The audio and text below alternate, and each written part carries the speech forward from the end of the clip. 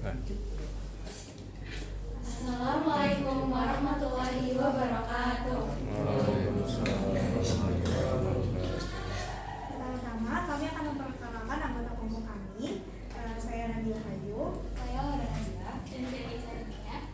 Pada kesempatan kali ini kami akan mempresentasikan mengenai bab syariat dan tarekat. Namun sebelum masuk ke materi mengenai syariat dan tarekat, tentunya kita perlu mengetahui apa itu ilmu tasawuf terlebih dahulu. Jadi ilmu tasawuf merupakan ilmu pendekatan diri, ilmu pemurnian jiwa, dan ilmu perbaikan akhlak. Jadi ilmu tasawuf ini memang lebih berfokus pada keadaan batiniah seorang manusia atau keadaan spiritualitas seorang manusia. Dalam ilmu tasawuf ini terdapat 4 istilah yang sering digunakan, yaitu syariat, tarekat, hakikat, dan ma'rifat. Istilah ini merujuk pada 4 tahapan spiritualitas seorang manusia. Nah, pada kesempatan kali ini kita akan membahas tahap syariat dan tahap tarekat terlebih dahulu. Yang pertama adalah syariat. Syariat sendiri berasal dari kata syara'a yang artinya jalan. Dapat berarti syariat itu adalah jalan yang benar, rute yang baik, dan dapat ditempuh oleh siapa saja. Kata ini terdapat dalam Al-Quran dalam bentuk kata kerja, benda, maupun sifat. Syariat sendiri diartikan sebagai semua perintah dan larangan-larangan Allah atau perihal ibadah-ibadah amaliyah yang bersifat lahiriah. Namun, dalam pengertian yang luas, syariat juga dapat mencakup ilmu dan seluruh ajaran dan agama Islam.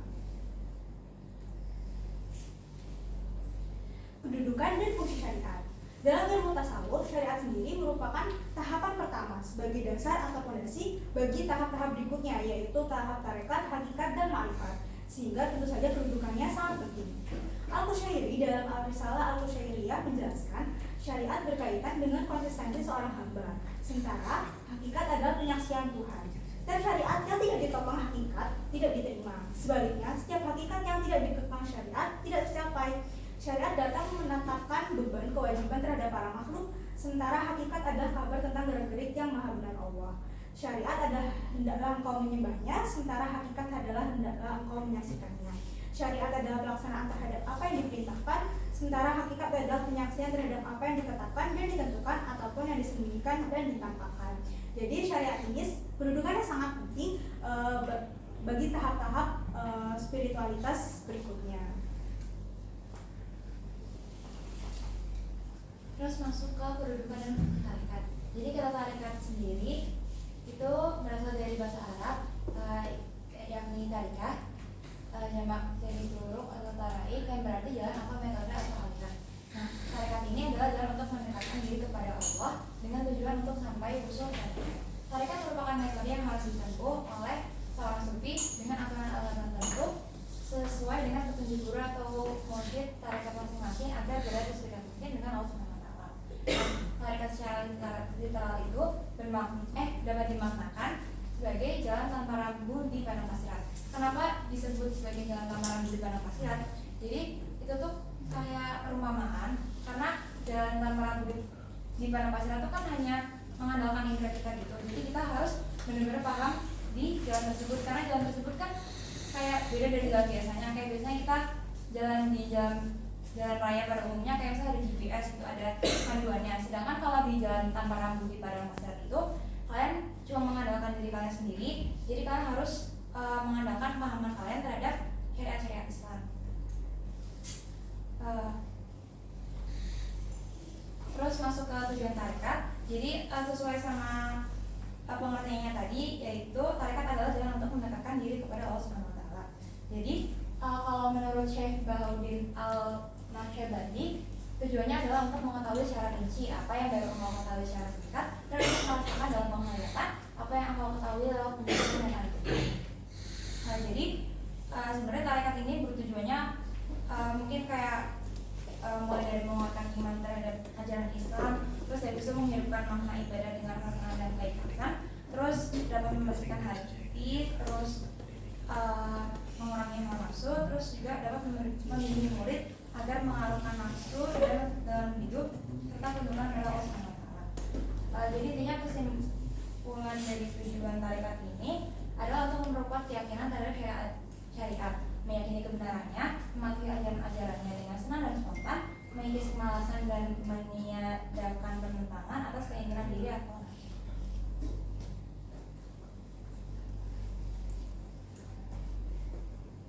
Nah, sudah dijelaskan sebelumnya bahwa tarekat itu adalah jalan pendekatan diri kepada Allah. Nah, para sufi itu memiliki metode pendekatan dirinya masing-masing. Salah satunya adalah selalu dalam keadaan zikir kepada Allah atau mul azama azikr.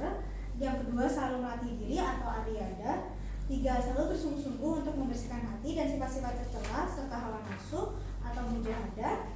Sebagian yang lain juga melalui 7 metode, yaitu memperingati diri atau musyawarah, mengawasi diri muraqabah, introspeksi diri muhasabah, menghukum diri muraqabah, kesungguhan lahir batin mujahadah, menyesali diri mu'atabah, dan membuka jab atau mukasyafah.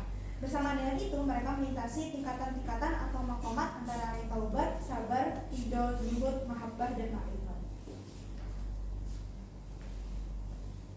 Jadi masuk ke perkembangan tarekat. Jadi sebenarnya tarekat itu berasal atau bersumber dari praktik Nabi Muhammad SAW, yaitu ibadah zikir. Lalu tarekat ini diteruskan oleh Khulafaur Rasyidin, tabi'in, tabi'in, dan seterusnya sampai syekh atau mursyid sampai sekarang. Nah, perkembangan sendiri itu bisa dibagi menjadi 3 tahapan besar. Yang pertama itu tahap Hanukkah pada tahun 10 Masehi. Di sini itu para sufi itu masih melaksanakan kontemplasi dan latihan spiritual secara individual atau fardiyah. Jadi masih fokus terhadap ibadah spiritual personal dan belum terlalu terorganisasi. Nah, namanya Hanukkah sendiri itu berasal dari salah satu tempat yang digunakan untuk beribadah atau mengasingkan diri. Terus lanjut ke tahap tarekat pada 12 Masehi. Nah, di sini itu udah mulai terbentuk ajaran, peraturan, dan metode tasawuf, dan udah muncul pusat-pusat silsilah masing-masing. Dan pada ini tasawuf itu dilaksanakan dalam bentuk kelas. Lanjut ke tahap taifah yaitu 15 Masehi. Terjadi transisi misi ajaran dan peraturan-peraturan dari guru tarekat atau syekh kepada pengikutnya, itu muridnya. Jadi udah muncul organisasi-organisasi tasawuf yang bercabang. Namanya itu tiga contoh tarekat yang lumayan besar, itu tarekat Qadariyah, tarekat Naqsyabandiyah, dan tarekat Saziliyah. Itu Qadiriyah ya, bukan Qadariyah. Jadi misal ketik buku tarekat Qadiriyah. Terus lanjut ke unsur-unsur yang disyaratkan dalam pelaksanaan tarekat. Jadi tarekat itu biasanya dilakukan di tempat-tempat seperti yang dinamakan sebagai ribat, zawiyah, atau farqah.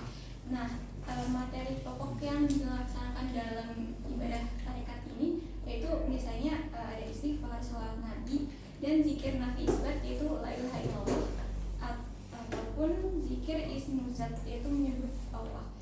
Nah, ini semua dilakukan di bawah bimbingan guru atau mursyid. Jadi unsur-unsur yang disyaratkan itu, yang pertama itu sebelumnya kita harus mempelajari ilmu pengetahuan yang berkaitan dengan syariat agama, karena lagi-lagi syariat itu kan merupakan fondasi supaya melaksanakan tarekat ini tidak menyesatkan. Terus kita juga harus mengamati dan berusaha semaksimal mungkin untuk menghormati dan mengikuti perintah dan larangan dari guru kita. Dan kita juga tidak boleh mencari keringanan dalam beramal supaya bisa mencapai kesempurnaan hakiki dalam beribadah. Terus sebaiknya kita mengisi waktu luang kita dengan seefisien mungkin dengan wirid dan berdoa, dan harus bisa menahan hawa nafsu kita supaya menjauh dari perbuatan yang bisa menodai amal ibadah kita.